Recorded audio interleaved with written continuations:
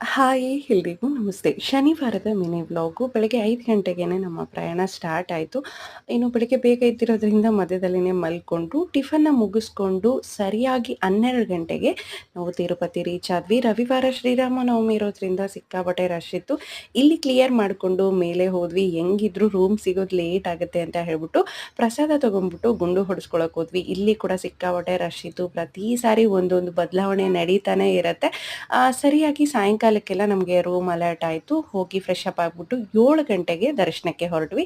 ರವಿವಾರ ನಮಗೆ 12 ಗಂಟೆಗೆ ದರ್ಶನ ಆಯಿತು. 16 ಗಂಟೆ ಬೇಕಾಯಿತು. ಅದಾದಮೇಲೆ ಸೋಮವಾರ ಬೆಳಗ್ಗೆ ತಮಿಳುನಾಡಿನ ಪಾಣಿಪಾಕ ವಿಘ್ನೇಶ್ವರ ದೇವಸ್ಥಾನಕ್ಕೆ ಬಂದಿದ್ದೀವಿ.